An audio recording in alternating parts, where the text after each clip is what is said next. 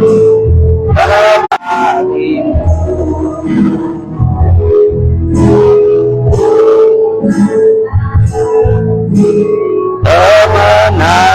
darimu. Haleluya, haleluya. Terima kasih Tuhan, terima kasih Yesus. Kami bersyukur buat segala kebaikan-Mu ya Tuhan, buat segala kemurahan-Mu. Kalau kami ada pada saat ini, semua karena kebaikan, semua karena kemurahan-Mu Tuhan. Terpujilah nama Yesus. Dalam nama Yesus kami siap mendengarkan firman Tuhan.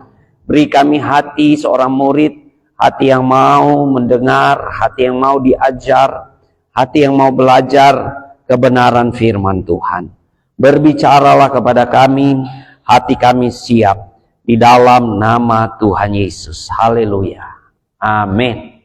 Puji Tuhan, Tuhan Yesus dahsyat, Tuhan Yesus luar biasa. Ada kemenangan di rumah Tuhan. Amin. Puji Tuhan. Mari kita buka hati untuk mendengarkan kebenaran firman Tuhan. Saya percaya firman Tuhan akan memulihkan kita, mengubahkan kita, menguatkan kita dalam menghadapi berbagai kehidupan kita. Setiap kita punya tantangan, setiap kita ada perkataan orang berkata setiap orang ada masing-masingnya. Setiap orang ada kelebihan dan kekurangannya. Begitu juga dalam kehidupan kita. Ada kelebihan, ada kekurangannya. Tapi yang Tuhan mau, kita memiliki iman yang setia. Amin. Sebagai gereja yang bertumbuh dalam iman, iman itu diuji dalam kesetiaan.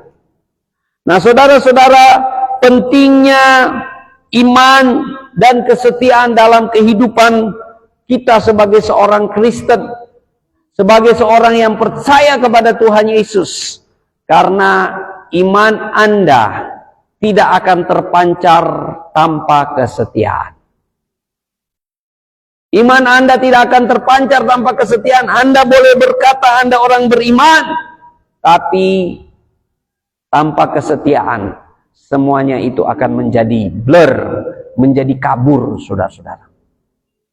Saudara, penting sekali, saudara, ya, dalam kehidupan bergereja, berjemaat, dalam kehidupan rumah tangga, suami istri, dalam kehidupan, dalam segala sisi kehidupan apapun. Keyakinan kita, iman kita harus terbukti dalam kesetiaan.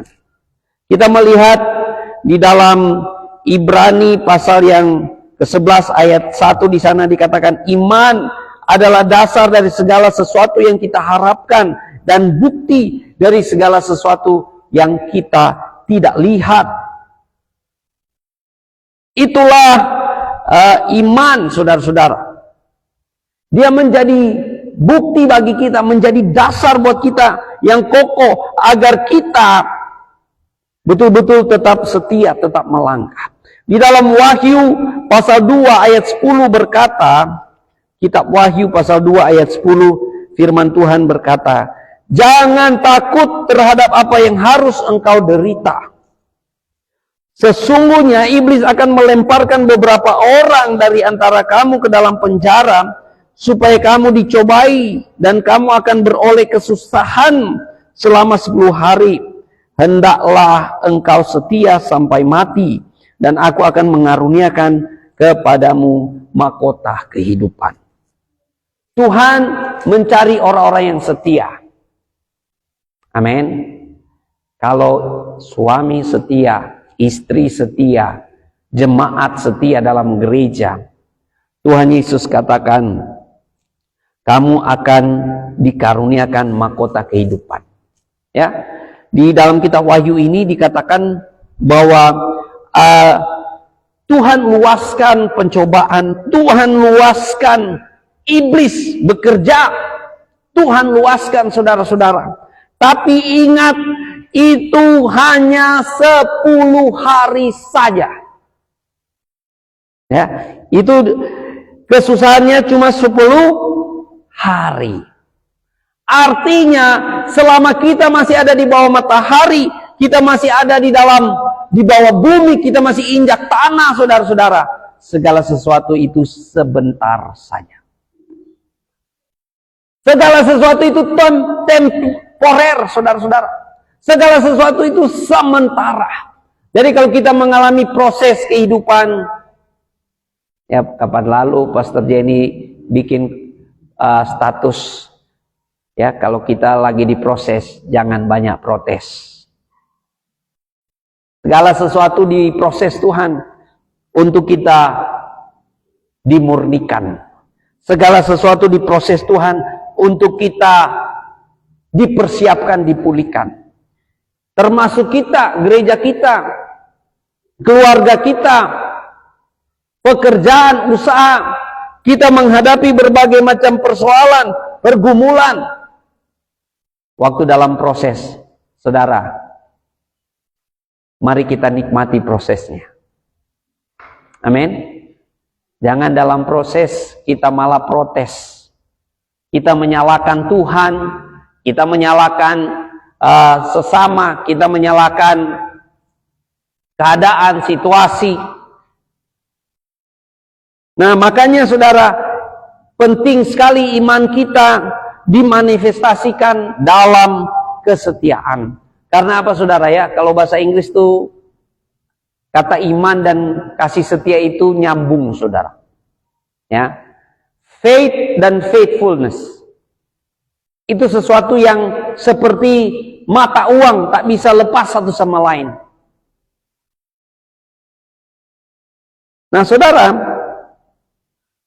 kalau kita melihat pengertian dari iman, iman adalah keyakinan penuh kepada Tuhan meskipun tidak terlihat. Kita belum tahu. Iman adalah sesuatu di mana kita yakin pada rencana Allah, pada janji Allah. Kita yakin pada kebenaran firman Tuhan, walaupun kita tidak tahu secara detailnya. Nah, iman yang aktif menunjukkan bahwa iman bukan hanya sekedar percaya, tetapi melibatkan tindakan. Iman tanpa perbuatan kosong, saudara-saudara. Makanya orang mesti rajin beribadah. Ya, ada orang berkata, ngapain beribadah lagi? Ngapain bersekutu lagi? Kan Yesus sudah tebus kita dari dosa. Nah, ini pemahaman orang-orang di luar sana. Karena mereka tidak memahami kebenaran Alkitab. Iman yang aktif harus dimanifestasikan dalam tindakan kita, dalam perbuatan kita. Kalau kita melihat di dalam kitab Yakobus pasal yang kedua, kitab Yakobus pasal yang kedua ayat 26, di sana dikatakan, sebab sebagaimana tubuh tanpa roh mati, demikian juga iman tanpa perbuatan mati. Jadi saudara-saudara, iman berbicara kita yakin penuh. Kita percaya rencana Tuhan. Kita percaya janji Tuhan. Sama halnya kita percaya rencana Tuhan, panggilan Tuhan dalam keluarga kita, panggilan Tuhan dalam kita bergereja, berjemaat, panggilan Tuhan dalam pekerjaan kita. Kita yakin bahwa Tuhan punya rencana yang luar biasa.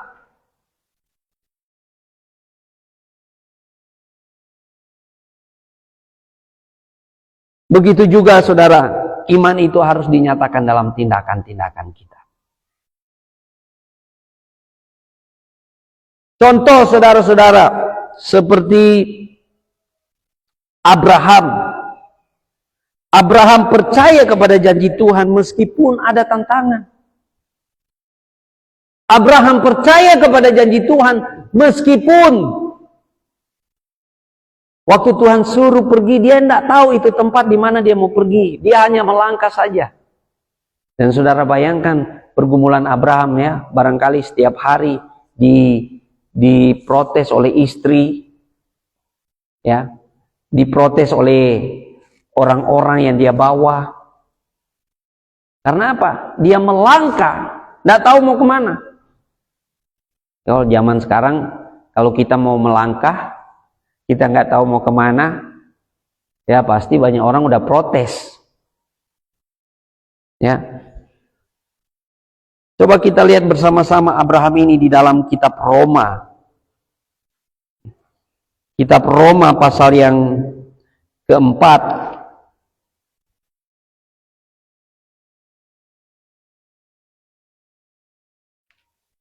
Mulai ayat 18. Di sana dikatakan, kitab Roma pasal keempat mulai ayat 18 sampai ayat 21. Sebab sekalipun tidak ada dasar untuk berharap, Abraham berharap juga dan percaya bahwa ia akan menjadi bapa banyak bangsa menurut yang telah difirmankan. Demikianlah banyaknya nanti keturunanmu. Imannya tidak menjadi lemah, walaupun ia menyadari bahwa tubuhnya sudah seperti mati, karena ia sudah berusia kira-kira 100 tahun, dan bahwa rahim Sarah telah mati. Namun terhadap janji Allah, ia tidak bimbang. Karena ketidakpercayaan, malah ia diperkuat dalam imannya, dan ia memuliakan Allah, serta berkeyakinan penuh bahwa Allah berkuasa untuk melaksanakan apa yang telah dijanjikannya. Bahkan ketika Tuhan menguji imannya, dia harus mempersembahkan Ishak sebagai anak perjanjian. Abraham nggak komplain sama Tuhan. Abraham nggak bilang, ini anak perjanjian, sudah tua baru saya dapatkan, sudah 100 tahun baru saya dapatkan. Tuhan yang memberi kok, Tuhan suruh dikorbankan. Abraham tidak protes, tapi dia taat saja. Dia taat saja, saudara. Karena Abraham punya satu keyakinan, kalaupun Ishak dikorbankan, Tuhan itu Allah yang membangkitkan orang mati. Abraham punya keyakinan itu.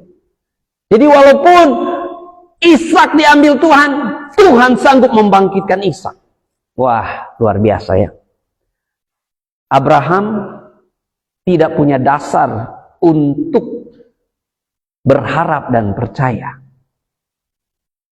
Tapi dia disebut bapa orang beriman karena tindakannya disebut sebagai kebenaran di hadapan Allah.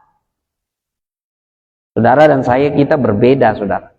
Saya dan saudara sudah punya dasar untuk berpijak. Amin. Yaitu apa? Yesus Kristus Tuhan. Yesus Kristus menjadi dasar untuk kita berpijak. Kita tidak berjalan dalam bayang-bayang. Kita tidak sedang berjalan dalam keraguan-raguan. Kita berjalan dalam kepastian. Amin. Saudara percaya ada kepastian di dalam Tuhan? Makanya dalam pergumulan kita, saudara, kita bersyukur ya. Beberapa hari lalu Manado, ya minggu lalu ya, diterjang bencana, banjir, rumah hilang, orang hilang, ada duka di sana sini, saudara. Ya, kemarin baru ada tanah goyang yang luar biasa di mana? Thailand sama Vietnam. Saudara, ya, apa yang kita bangun bertahun-tahun seumur hidup kita boleh sekejap hilang, saudara, hanya dengan bencana alam. Makanya yang Tuhan mau bagi kita pagi hari ini sebagai anak-anak Tuhan, punya iman yang taat, punya iman yang setia kepada Tuhan. Amin. Karena apa? Kalau kita ada dalam kehendak Tuhan, kita ada dalam rencana Tuhan, itu tempat paling aman bagi kita di dunia ini. Hello, saudara mau tinggal di apartemen pencakar langit, ya, di gedung-gedung yang tinggi, tapi waktu tanah goyang, saudara, menakutkan sekali. Kalau saudara mau tinggal di gunung, di puncak-puncak, waktu ada landslide atau tanah longsor, itu sangat menakutkan. Saudara di pinggiran pantai, waktu ada tsunami, wah, menakutkan. Tidak ada tempat yang aman. Sekalipun kalau saudara lihat di konten-konten itu ada orang-orang yang super kaya raya, yang mereka membangun bunker-bunker mereka sendiri. Mereka membangun tempat-tempat perlindungan mereka sendiri. Karena mereka sangat kaya, punya uang. Ya, orang Manado bilang, "Sota buang-buang dorang pedoi." Tapi sekalipun kita punya kemampuan seperti itu, kalau Tuhan bilang, hari ini juga nyawamu diambil daripadamu, tidak ada yang sanggup menolak. Haleluya. Amin. Nah, saudara, kalau kita melihat kesetiaan adalah komitmen yang terus-menerus kepada Tuhan, meskipun dalam keadaan sulit. Suami istri yang takut akan Tuhan, berkali-kali saya katakan, keluarga aman. Bukan berarti nggak ada masalah, bukan berarti nggak ada badai, tapi kekuatan Tuhan yang akan melindungi mereka. Begitu pula dengan kesetiaan. Kesetiaan menuntut komitmen terus-menerus. Kadang-kadang kita tergerus dengan pikiran-pikiran kita, tergerus dengan intimidasi yang datang, tergerus dengan kata orang dan sebagainya. Tergerus dengan keadaan dan himpitan hidup untuk tetap berkomitmen. Tapi sebagai murid Tuhan, sebagai anak-anak Tuhan, kita tetap membangun komitmen kita terus-menerus mengiring Tuhan apapun keadaannya. Tetap pikul salib. Barang siapa mau ikut Yesus, dia harus pikul salib. Dia harus rela menderita demi suatu keyakinan di dalam Tuhan. Haleluya. Tuhan Yesus baik. Amin. Gereja harus menjadi tempat di mana murid Tuhan lahir, karena yang Yesus cari adalah murid Tuhan. Dan gereja yang seperti ini tidak mudah, saudara.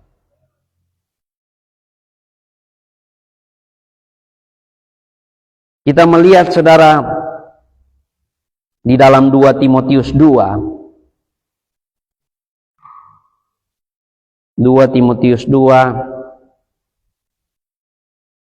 ayat yang ke-13. 2 Timotius 2 ayat 13, firman Tuhan berkata, "Jika kita tidak setia, dia tetap setia, karena dia tidak dapat menyangkal dirinya." Allah setia kepada kita. Apa yang kurang? Kalau saudara dalam keadaan-keadaan saat-saat di mana saudara merasa lemah, saudara merasa letih, saudara mau menyerah, ada lagu tua yang mengatakan, "Hitunglah berkatmu satu persatu. La la la la la la la la la. Berkat Tuhan mari hitunglah kasih-Nya. Berkat Tuhan mari hitunglah." Waktu dalam keadaan-keadaan sulit, kita mulai merenungkan, Tuhan terima kasih masih boleh bernafas. Tuhan terima kasih ada istri, ada suami, ada anak-anak. Tuhan, terima kasih ada penyediaan Tuhan. Tuhan, terima kasih ada pertolongan, perlindungan Tuhan. Setelah kita hitung-hitung berkat Tuhan, ternyata berkat Tuhan itu melimpah kepada kita. Amin. Makanya jangan lagi kita menjadi orang Kristen yang berdoa seperti orang-orang agamawi berdoa. Orang-orang agamawi berdoa, ya Tuhan yang setia di tengah-tengah ketidaksetiaan kami. Jangan kita berdoa seperti itu, saudara. Itu menggambarkan orang-orang yang tidak mau berkomitmen, orang-orang yang tidak mau setia dalam panggilan. Kita melihat Daniel yang tetap setia kepada Tuhan meskipun menghadapi ancaman nyawa hidup, saudara, ancaman pekerjaan. Dia tetap setia kepada Tuhan. Dia diperintahkan untuk makan makanan raja. Dia berkata, enggak, saya enggak mau makan makanan yang dipersembahkan kepada berhala. Saya mau makan makanan yang sederhana saja, yang penting tidak dipersembahkan kepada berhala. Dia rela dimasukkan ke gua singa karena dia tidak mau menyembah patung tuan raja. Nah, ini tidak gampang, saudara. Waktu kita menghadapi persoalan pergumulan hidup, kadang-kadang kita berkompromi. Kadang-kadang kita ikut arus untuk menjaga kenyamanan kita. Tidak gampang, saudara. Untuk cari aman, orang Manado bilang, cari aman. Orang rela mengkompromikan panggilan Tuhan dalam hidup kita. Orang rela terjun dalam dunia yang penuh dengan kekelaman. Nah, saudara-saudara, dalam hidup kita, iman kita diuji. Kesetiaan kita diuji. Kita lihat di dalam Yakobus 1 ayat 2 dan 3 di sana dikatakan, saudara-saudaraku, anggaplah sebagai kebahagiaan apabila kamu jatuh ke dalam berbagai pencobaan, sebab kamu tahu bahwa ujian terhadap imanmu itu menghasilkan ketekunan. Iman kita diuji melalui kesulitan dan cobaan. Ada tantangan, badai kehidupan datang. Apakah kita mau tetap percaya kepada Tuhan?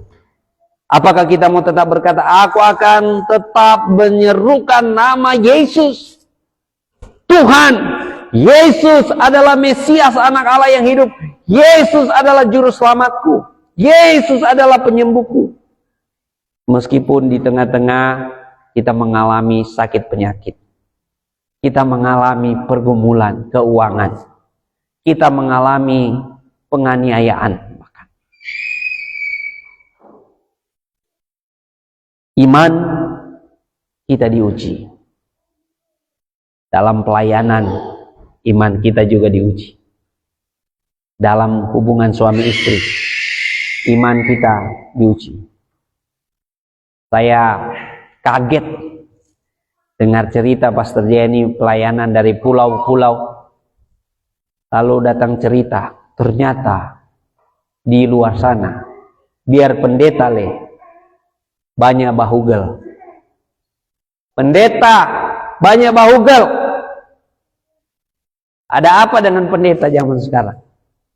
Saya ngeri dengarnya, pendeta banyak bahugel. Dan ini bukan gelap-gelapan, saudara, terang-terangan. Saya dengar itu, saya giling-giling kepala, saudara. Ya. Kalau jemaat biasa, ya barangkali kita masih bisa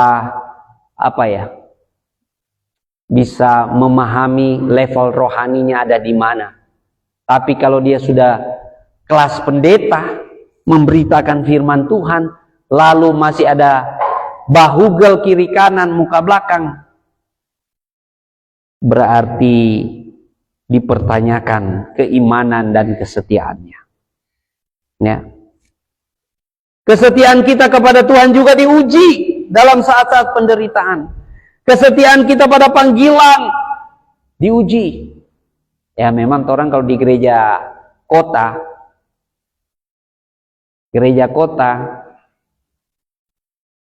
ya lebih bagus mesti ada AC. Iya toh? Orang-orang lebih suka ibadah di tempat yang ada nyaman, AC. Itu secara manusia.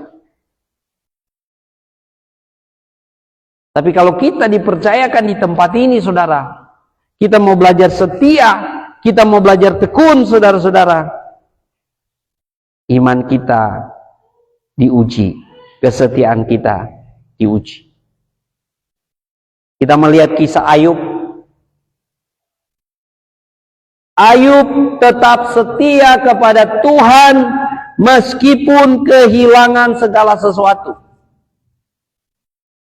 Dihina oleh istri, hilang kekayaan, hilang anak-anak, hilang usaha, pekerjaan, semuanya hilang. Bahkan dia ya kena sakit penyakit yang begitu luar biasa. Tapi Ayub tetap setia sampai Tuhan memulihkan dia. Saya percaya orang di sini, kalau orang tetap setia, tetap tekun, satu hati, semangat bersama-sama, walaupun kelihatannya orang kecil, kelihatannya orang tidak berdaya, suatu saat kita akan melihat kemuliaan Tuhan dinyatakan. Amin. Asal kita mau kerjakan panggilan Tuhan, kita mau kerjakan firman Tuhan dalam setiap hidup kita. Saudara, jadi ada hubungan timbal balik antara iman dan kesetiaan. Iman dan kesetiaan tadi saya sudah katakan seperti mata uang yang tidak bisa dipisahkan. Iman memampukan kesetiaan. Iman yang kuat memungkinkan kita untuk tetap setia kepada Tuhan meskipun ada tantangan. Bagaimana supaya iman kita kuat? Berdoa, baca Alkitab, merenungkan firman Tuhan, bersekutu bersama-sama. Inilah yang membuat iman kita kuat, saudara-saudara. Jadi kalau gereja Tuhan hari Minggu nyandak masuk gereja, orang-orang seperti ini yang disebut sebagai orang Kristen kapal selam atau orang Kristen tomat, Minggu tobat, Senin kumat. Orang Kristen kapal selam, orang Kristen yang cuma masuk gereja kalau ada hari raya atau ada perjamuan kudus. Tapi pada setiap minggunya dia tidak ada bersama-sama. Justru tiap minggu orang merayakan kebangkitan Yesus Kristus. Saudara, iman kita menjadi kuat ketika kita bersekutu bersama-sama. Yang percaya katakan amin. Iman kita menjadi kuat ketika kita baca Alkitab, kita merenungkan firman Tuhan, apa yang Tuhan Yesus ajarkan. Iman kita menjadi kuat ketika kita berdoa, kita berserah kepada Tuhan. Makanya orang-orang yang kurang di sini, saudara, ya, orang-orang yang rentan, mudah rapuh, mudah retak. Orang-orang yang kalau pastor bilang, sasadiki lihat jembatan. Ada apa-apa lihat jembatan mana boleh melompat. Tapi orang di sini orang kuat iman. Amin. Berapa banyak kita orang kuat iman di sini? Amin. Tetap kuat iman meskipun dalam kesulitan. Ini adalah hubungan timbal balik. Iman memampukan kesetiaan. Kesetiaan memperkuat iman. Kesetiaan kita dalam berpegang pada janji Tuhan akan memperdalam iman kita.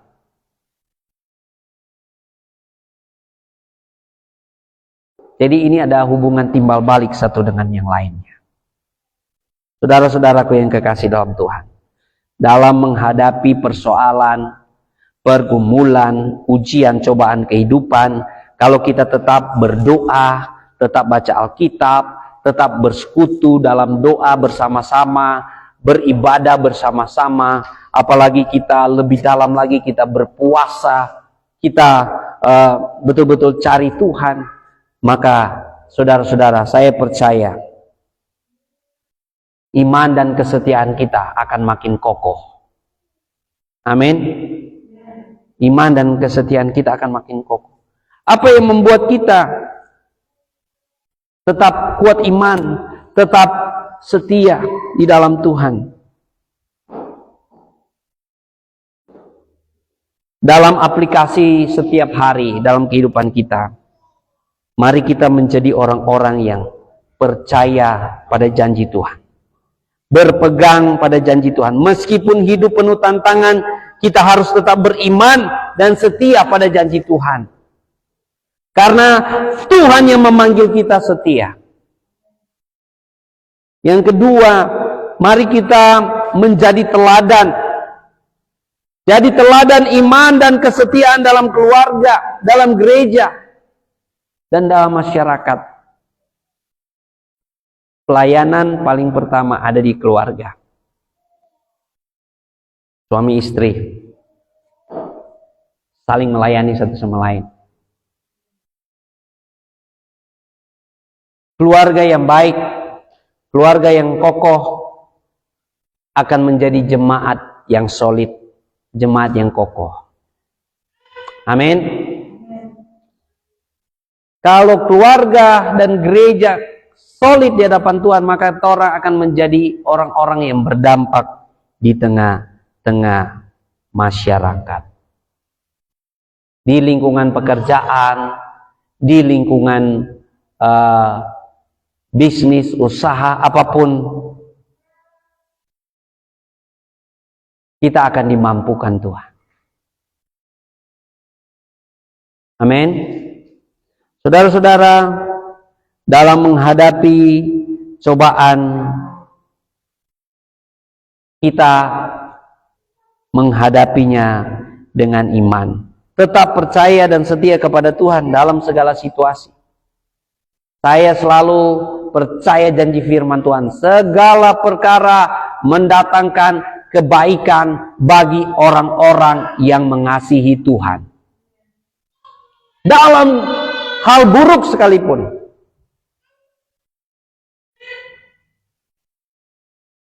Amin. Dalam hal kita melihat dari mata kita ini sangat tidak baik, kita melihat dari kacamata manusia barangkali ini disebut sebagai kegagalan atau berbagai macam hal. Kalau kita orang-orang yang mengasihi Tuhan, dalam segala hal mendatangkan kebaikan. Amin. Makanya saudara-saudara, iman dan kesetiaan saling melengkapi dalam kehidupan kita sebagai gereja Tuhan, sebagai keluarga kerajaan Allah, sebagai jemaat Tuhan. Mari kita saling mendorong satu sama lain untuk memperkuat iman dan kesetiaan kita, untuk mengikut Yesus. Lihatlah Yesus sebagai teladan agung kita. Dia rela, dia tekun pikul salib. Dia rela menderita. Supaya apa? Supaya saya dan saudara tidak menjadi lemah dan putus asa dalam mengiring Tuhan. Menantikan Tuhan itu ya butuh ketekunan dan kesetiaan. Amin. Pastor 2 kali baku tunggu dengan pejabat. Orang mumpi baku mengada dengan wagub, orang mumpi baku mengada dengan gub. Jabat tunggu dari pagi sampai akhir, saudara. Dan siapa yang bertahan sampai akhir, ya, dia menerima hasilnya, saudara. Kapan lalu orang bertunggu dari pagi sampai buka puasa. Akhirnya Pak Wagub keluar, Pak Wagub lihat, reking dorang ada berapa? Oh, ada 12. Pak Wagub panggil makan sama-sama dengan Pak Wagub. Wah, luar biasa. Ya, begitu. Itu gambaran, saudara. Kalau orang menunggu Yesus Kristus, orang menantikan kedatangan Tuhan Yesus, orang menantikan dengan tekun dan setia. Setia saja. Akhirnya orang akan melihat, ya, ukuran keberhasilan dalam pelayanan bukan ukuran aksesoris. Ya, aksesoris itu penting. Ya, fasilitas, jumlah dan sebagainya itu penting. Tapi itu bukan menjadi ukuran utama. Ukuran utama, apakah engkau tetap setia, tetap melakukan pekerjaan Tuhan. Amin. Puji Tuhan. Tuhan Yesus baik. Mari kita berdoa. Terima kasih Tuhan buat kebenaran firman-Mu. Kami percaya firman-Mu tidak pernah kembali sia-sia. Engkau yang akan menerangkan itu dalam setiap hati kami. Roh Kudus akan menuntun sehingga kami boleh hidup dalam terang firman. Dalam nama Yesus. Haleluya. Amin.